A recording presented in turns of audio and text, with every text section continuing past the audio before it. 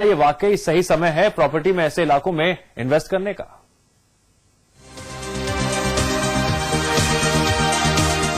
दिल्ली दिल वालों की है और यहां बसने की चाहत किसके दिल में नहीं होती। लेकिन यहां जिस तेजी से प्रॉपर्टी के दामों में इजाफा हुआ है, उससे यहां प्रॉपर्टी में निवेश करना मिडिल क्लास के बायर्स के लिए आसान कतई नहीं। डेवलपर्स ने बायर्स के सपने को एनसीआर के इलाकों में पूरा करने की ठानी। गुजरते वक्त के साथ एनसीआर में भी इन्वेस्ट करने का रुझान बायर्स में बढ़ता रहा। यह प्रॉपर्टी दिल्ली के मुकाबले कहीं अधिक बड़ी जगह कम दाम पर जो मिल सकती है, लेकिन इन्वेस्टमेंट करने के साथ बेहतर रिटर्न मिले, इसके लिए प्रॉपर्टी खरीदते समय भविष्य पर भी नजर रखनी जरूरी है। आज की प्रॉपर्टी कल कितनी कीमत देगी, यानी कम से कम 5 साल दूर की सोचकर ही पैसा लगाएं। पिछले दिनों एक एजेंसी के सर्वे के मुताबिक जो आंकड़े सामने आए हैं, आपको बताते हैं एनसीआर में हॉट लोकेशन के लिहाज से 5 सालों के अंदर कहां कितना इजाफा होने की संभावना है। ग्रेटर नोएडा में लगभग 15 से 25% तक, मेट्रो पहुंचने पर इसमें 300 से 500 गुना तक की वृद्धि संभव है। नोएडा सिटी सेंटर और आसपास के इलाकों में 20 से 30% हर साल, गाजियाबाद में करीब 9 से 11% तक, द्वारका एक्सप्रेस वे पर 22.3% तक, गुड़गांव में 20 से 30% तक, फरीदाबाद में 25% तक, नोएडा एक्सटेंशन में 22.9% तक, मानेसर भिवाड़ी में करीब 12 से 20% तक।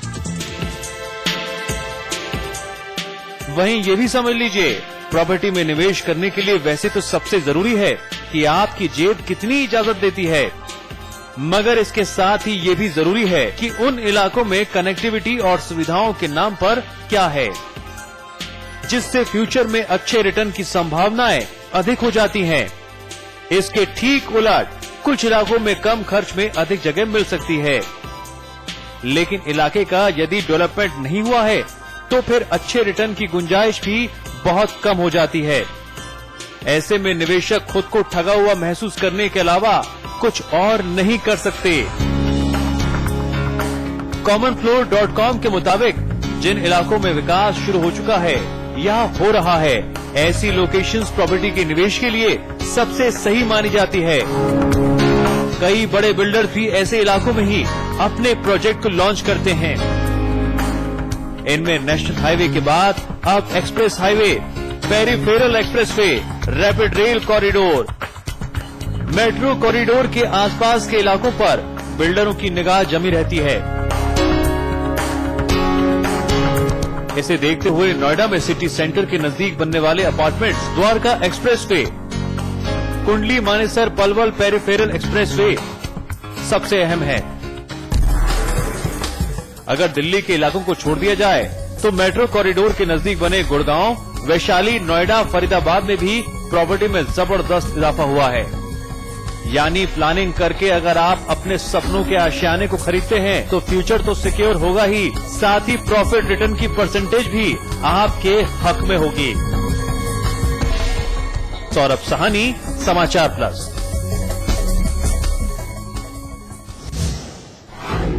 बिल्कुल, अगर आप प्रॉपर्टी खरीदने की प्लानिंग कर रहे हैं तो ये जो तमाम बातें, छोटी छोटी बातें हैं, लेकिन आगे चल के बहुत बड़ी बात हो सकती है, आपका बहुत बड़ा फायदा होता है। शरद जी हमारे बने हुए हैं स्टूडियो में। शरद जी, आपने हमारी रिपोर्ट देखी, दर्शकों को आप समझाने की कोशिश करिए कि 5 साल का जो फेयर होता है, कैसे सोच के प्लानिंग करें, क्योंकि वैसे तो कई लोग ये सोचते हैं कि आज की सोचो कल में क्या रखा है, लेकिन जब घर खरीदने की बात आती है तो जितना अप्रिसिएशन मिलेगा उतना फायदा होगा जेब को भी और जिंदगी में भी सुकून रहेगा। क्या कहते हैं आप? देखिए, कोई भी आज इन्वेस्टर है, इतना एक्सपर्ट है, उसका इतना विजन है, कहीं भी इन्वेस्ट करने से पहले वो अपना होमवर्क करता है और उस इन्वेस्टमेंट करने से पहले अच्छे कंसल्टेंट की सलाह भी लेता है और पहले विजुलाइज कर लेता है किस एरिया में आने वाले समय में क्या क्या सुविधाएं होंगी। उस सुविधा में सबसे पहले तो हम कनेक्टिविटी को देखते हैं। जब मेट्रो रेल जा रही है या हाईवे बन रहे हैं, एक्सप्रेस बन रहे हैं या कोई और बहुत बड़ा डिस्ट्रिक्ट सेंटर बन रहा है या सिटी सेंटर बन रहा है, एक वो अट्रैक्शन होता है क्योंकि उसके आसपास में एम्प्लॉयमेंट अपॉर्चुनिटीज होती हैं। फिर उसके साथ रेजिडेंशियल एरिया डेवलप होता है और उसको जो कनेक्टिविटी है वो उसको अट्रैक्ट करके अपनी तरफ लेके जाती है। हर इन्वेस्टर को इस चीज का ध्यान रखते हुए इन्वेस्ट करना चाहिए, जिससे कि उसको फ्यूचर में ट्रांसपोर्ट, कम्युनिकेशन, आने जाने में समय नष्ट न करना पड़े, छोटी छोटी बेसिक सुविधाओं के लिए भटकना न पड़े। दूसरा, तो बिल्डर भी कोई साइट सेलेक्ट करता है, उसके लिए जो साइट की सिलेक्शन है वो उस प्रोजेक्ट की सक्सेस कहलाती है। एक प्रोजेक्ट जब भी अप्रूव होगा, जब भी उसमें डिमांड आएगी, जब उसकी एक लोकेशन जैसे एक्सप्रेसवे के पास है वो सिटी की लाइफ लाइन कहलाती है, या मेट्रो लाइन है वो भी एक लाइफ लाइन कहलाती है। उससे जो बाहर है अपना उमड़ कर आता है, उसके डिमांड में उसको सेल हॉट केक की तरह चीजें बिक जाती हैं, जो 500 मीटर राइट और लेफ्ट एक मेट्रो लाइन के साथ, या एक्सप्रेसवे के साथ, या हाईवे के साथ, या और बड़े डिस्ट्रिक्ट सेंटर, सिटी सेंटर के साथ जो प्रॉपर्टी अटैच्ड है। जी जी। ऐसी प्रॉपर्टीज में आने वाले समय में जो रेजिडेंशियल प्रॉपर्टी है, जितनी भी एनसीआर जोन दिल्ली एनसीआर में है, जहां जहां नई सुविधाएं आ रही हैं, यहाँ पे 20 से और 100% तक इजाफा होने की प्रोबेबिलिटी है। जो आने वाले 5 साल में जो भी इन्वेस्ट कर रहा है उसे एक इतनी अच्छी रिटर्न मिलेगी, और जब तक पूरी सुविधा युक्त योजनाएं बन जाएंगी, किसी तरीके की उसमें शॉर्टफॉल नहीं होगी। जो आज का इन्वेस्ट करा हुआ पैसा है 5 साल के बाद पैसा बोलेगा, और उसे बड़ी खुशी होगी जब उसने पैसा इन्वेस्ट करा, उसे बहुत ही उसमें लगेगा कि मैंने बिल्कुल शरद जी, आपने कहा पैसा बोलेगा, लेकिन जब बात आती है इन्वेस्टमेंट की, घर खरीदने की, तो पैसा बोलता नहीं है, पैसा शोर मचाता है। और हम दर्शकों को लगातार ग्राफिक्स के जरिए भी समझाने की कोशिश कर रहे हैं कि कौन से एरिया में कितना एप्रिसिएशन होता है, कितनी वृद्धि हो सकती है। कहीं 15% है तो कहीं 30% भी है। लेकिन शरद जी, जो 2 एरियाज हैं जो सर्वे किया गया है, उसके मुताबिक 2 ऐसे एरियाज हैं जहां सबसे ज्यादा एप्रिसिएशन की गुंजाइश जताई गई है, और वो एरियाज हैं, एक तरफ गुड़गांव है, दूसरी तरफ नोएडा है। देखिए, जो गुड़गांव दिल्ली का द्वारका एक्सप्रेसवे बन रहा है, उसमें एक तरीके से खिड़की दौलत से द्वारका, जहां पे डिप्लोमेटिक इनक्लेव बननी है, उसकी कनेक्टिविटी बन रही है, और एक NH8 का बाईपास बन रहा है, जो कंजेस्टेड एरिया है उसे बाईपास कर दिया जाएगा। इसके अलावा लगभग 40 टाउनशिप और ऐसी बड़ी बड़ी कॉलोनीज आ रही हैं, जहां पे लोग बहुत पैसा इन्वेस्ट कर रहे हैं, और इसका एक इतना अच्छा कल्चर आएगा, एक अट्रैक्शन आएगा कि इसमें इन्वेस्ट करने से लोगों को किसी तरीके का नुकसान नहीं।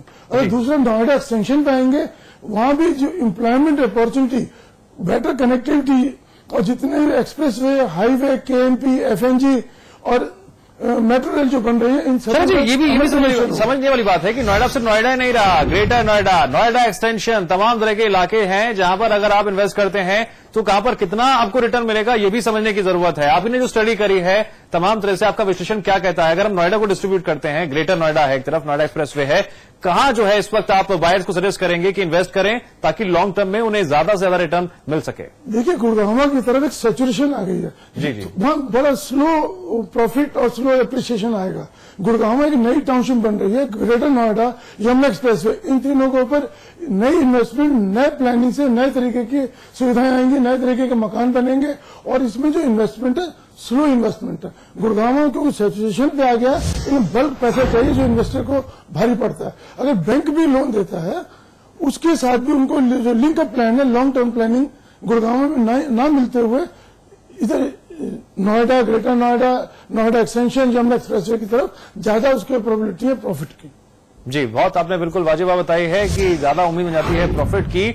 लेकिन एक बात है, सबसे पहले जब हम सिलेक्ट करते हैं जगह, हमें लगता है कि यार ये जगह कितनी सही है, यहां पर हमें रहने के लिहाज से कितनी सुविधाएं मिलेंगी, सहूलियतें मिलेंगी। लेकिन क्या आपको लगता है कि बायर्स ये भी सोचते हैं, कहीं ना कहीं इस बात को या तो नजरअंदाज करते हैं कि आने वाले 5 साल बाद इस लोकेशन की मार्केट वैल्यू क्या होगी, कितनी बढ़ेगी, कितना फायदा होगा?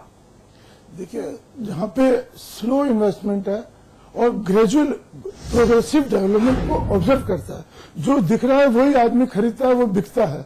अब जहां पे नोएडा की तरफ जो परफॉर्मेंस है बिल्डर्स की, नए एरिया की सिलेक्शन है, साइट सिलेक्शन है, वो फॉर बेटर है। यहाँ पे ग्रोथ बहुत फास्ट रेट पे आएगी। गुड़गांव में ग्रोथ तो इन्वेस्टमेंट ज्यादा है, और वहां एम्प्लॉयमेंट अपॉर्चुनिटीज की NCR तो बाहर निकल गई, चाहे वो जयपुर की तरफ चली गई है, चाहे भिवाड़ी की तरफ चली गई है।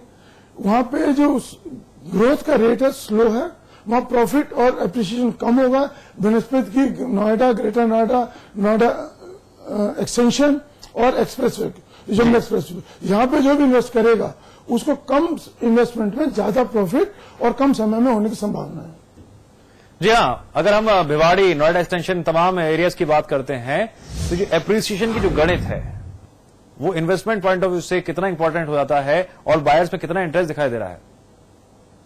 देखिए, अगर हम जो फ्लैट गुड़गांव में 80 लाख से 1 करोड़ के बीच में उसी एरिया का उसे अच्छी तरीके से प्लान करा, नए तरीके से प्लान करा, वो यहाँ पे नोएडा, ग्रेटर नोएडा, नोएडा एक्सटेंशन और यमुना एक्सप्रेसवे में आपको 40 से 50 लाख में मिल जाएगा। इसमें जो इंफ्रास्ट्रक्चर है वो भी नए तरीके का होगा।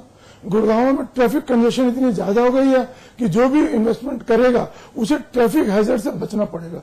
ट्रैफिक भी एक इस तरीके का डिजास्टर है जहां पे टाइम भी वेस्ट होता है और एक्सीडेंट के चांसेस भी रहते हैं। वो रोड भी पुराने टेक्निक्स, पुराने ट्रैफिक लोड को लेकर डिजाइन कर गई है। जो ग्रेटर नोएडा की तरफ रोड की प्लानिंग हुई है बिल्कुल नए तरीके से, नए टाउनशिप, नए नॉर्म्स के हिसाब से बनी है, जहां पे चलिए ये तो भविष्य की बात हो गई, भविष्य की हम लोग चर्चा कर रहे हैं। लेकिन शरद जी, अगर हम मौजूदा स्थितियों की बात करें, मैं 4 एरियाज के नाम ले रहा हूं, 4 लोकेशन जो मेन लोकेशन हैं, भिवाड़ी, ग्रेटर नोएडा, राजनगर एक्सटेंशन और नोएडा में भी कई ऐसे एरियाज हैं, नोएडा एक्सटेंशन।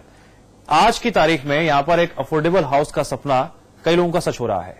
क्या 5 साल के बाद ये सपना सिर्फ एक सपना रह जाएगा? क्या तस्वीर देखते हैं आप? देखिए, राजनगर एक्सटेंशन, भिवाड़ी, दारुएड़ा, गुड़गांव, इसमें देखेंगे जो सराउंडेड एरिया प्री पॉपुलेटेड पुराने तरीके की सराउंडेड टाउनशिप या विलेज से घिरा हुआ है। जो एक अर्बन लुक आता है किसी नए टाउनशिप का, जो ग्रेटर नोएडा और नोएडा के एरियाज में है, पूरे नए तरीके से इंटरनेशनल पैटर्न पे जो टाउन प्लानिंग करी गई है, पूरी जो मॉडर्न सुविधाओं को उसमें ध्यान रखा गया। एक खाली प्रॉफिट सब कुछ मुद्दा नहीं है कि इन्वेस्टमेंट का, प्रॉफिट के साथ साथ जो सुविधाओं को अवेल करेगा और जो धुआं शोर से बचेगा। जो नोएडा, उसमें गुड़गांव में धुआं शोर इससे ग्रस्त रहेगा, उसमें फंसा रहेगा। जो नोएडा, ग्रेटर नोएडा में इसके चांसेस नहीं है। नए तरीके से लैंडस्केपिंग है, नए तरीके से रोड बने हैं। अगर वहां पे ग्रोथ रेट उसको कम नजर आता है। अच्छा, एक बात और भी शरद जी, आपको नोएडा एक्सटेंशन में अगर फ्लैट खरीद रहा है तो उसके मन में कई बार ये सपना दिखाया जाता है कि वो तो नोएडा में, लेकिन ऐसा है नहीं एग्जैक्टली। वो नोएडा में नहीं है, वो एक अलग एरिया हो जाता है। तो क्या भविष्य में इन एरियाज की भी तस्वीर बदलेगी? मेट्रो की बात कही जा रही है और डेवलपमेंट की बात कही जा रही है, तो क्या ये बायर्स के लिए ये भी समझना जरूरी नहीं हो जाता है कि वहां पर क्या मौजूदा स्थितियां हैं, 5 साल बाद तो कुछ और होंगी? आखिरकार क्या वो कैसे जजमेंट करेगा कि आज वहां पर जो स्थितियां हैं, जो डेवलपमेंट की तस्वीर है, विकास की तस्वीर है, वो 5 साल बाद कैसी होगी? इसके लिए क्या आप उसे सलाह देते हैं बायर को? देखिए, जिन लोगों की दूरदृष्टि है जी, और उसको एक प्लानिंग को विजुअलाइज कर सकते हैं, एक मॉडर्न टाउनशिप के, एक शहर के कुछ क्वालिफिकेशंस होते हैं। ग्रीन एरिया, चौड़े रोड, मेट्रो और एफईआर जो है, जिसमें ग्राउंड कवरेज में कम होती है, पार्किंग सुविधाएं होती हैं, उस टाउनशिप को हर तरीके से प्रेफरेंस दी जाती है। जी, इन्वेस्टमेंट के टाइम पे हर बिल्डर को इसी को प्लानिंग नॉर्म्स के हिसाब से डिजाइन करते हुए दिया जाता है। गुड़गांव की जो प्लानिंग हुई थी पुराने नॉर्म्स के हिसाब से हुई थी। जो नोएडा एरिया है, ग्रेटर नोएडा एरिया, नए प्लानिंग के हिसाब से, जिसमें ग्राउंड कवरेज कम है, ओपन एरिया ज्यादा है, institutional area, residential area, commercial और जितने भी इंडस्ट्रियल एरिया, उसको इस तरीके से प्लान करा गया है कि उसके एस्थेटिक लुक, जो उसकी सुंदरता है शहर की, और उसको उभारा गया। और जो सराउंडिंग गांव आ जाते हैं या पुरानी आबादी है या 15-20 साल पुराने जो डेवलप एरिया है, उसका जो इम्पैक्ट होता है, नेगेटिव इम्पैक्ट आ जाता है। वहां पे जो ग्रोथ रेट है इन्वेस्टमेंट का, वो इतना फास्ट नहीं है जितना कि नए प्लानिंग के हिसाब से ग्रोथ रेट ज्यादा है। चलिए शरद जी, आपने काफी अहम जानकारियां दी हैं। उम्मीद करते हैं कि दर्शकों को इस अहम जानकारियों के आधार पर प्लानिंग करने का और एक बेहतर आइडिया मिलेगा।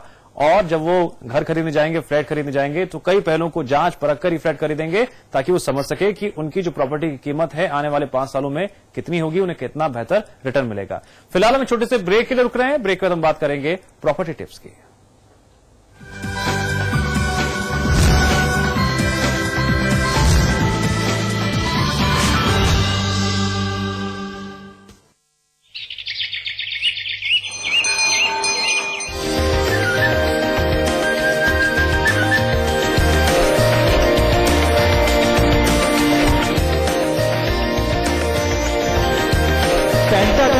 हरिद्वार उत्तराखंड का सबसे बड़ा मॉल और मल्टीप्लेक्स निर्माता सुपरटेक।